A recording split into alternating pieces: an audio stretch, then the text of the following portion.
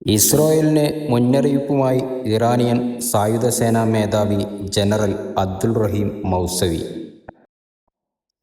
Israel വീണ്ടും ഒരു തെറ്റ് ചെയ്താൽ ഇറാനിയൻ ജനതയിൽ നിന്ന് അവർക്ക് ശക്തമായ തിരിച്ചടിയും ഇറാനിയൻ സായുധസേനയിൽ നിന്ന് വേദനാജനകമായ പ്രഹരങ്ങളും ഏറ്റുവാങ്ങേണ്ടി വരും. ഒരു പുതിയ ഘട്ടം ആരംഭിക്കുകയാണെങ്കിൽ യുദ്ധം കൂടുതൽ നീണ്ടു നിൽക്കുകയും ചെയ്താൽ ഇതുവരെ ഉപയോഗിക്കാത്ത ഇറാനിയൻ കഴിവുകൾ ഇസ്രായേൽ കാണും. ഇറാനിയൻ ജനതയുടെയും ഇറാനിയൻ സായുധസേനയുടെയും ശക്തിക്കും ദൃഢതയ്ക്കും മുന്നിൽ ഇസ്രായേൽ പരാജയപ്പെട്ടു. പിന്നീട് നടപടിയെടുക്കാൻ കഴിയുന്ന തരത്തിൽ തങ്ങളുടെ സൈന്യത്തെ പുനഃസംഘടിപ്പിക്കുന്നതിനായി വെടിനിർത്തൽ അഭ്യർത്ഥന സമർപ്പിക്കാൻ ഇസ്രായേലികൾ നിർബന്ധിതരായി.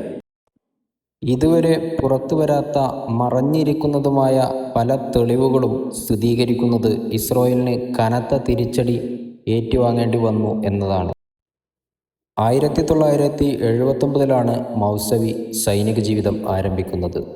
തൊട്ടടുത്ത വർഷം തന്നെ ലോകത്തിൻ്റെ വൻ ശക്തികളുടെ സഹായത്തോടുകൂടി സദ്ദാം ഇറാനെ ആക്രമിക്കാൻ വരുന്നു. 1980 മുതൽ 88 വരെ നീണ്ട 8 വർഷത്തെ ഇറാൻ-ഇറാഖ് യുദ്ധകാലത്ത് ഇറാൻ സൈന്യത്തിലുണ്ടായിരുന്ന വ്യക്തിയാണ് മൗസവി. അദ്ദേഹത്തിൻ്റെ സൈനിക ജീവിതം തന്നെ തുടങ്ങുന്നത് യുദ്ധത്തിൽ നിന്നാണ്.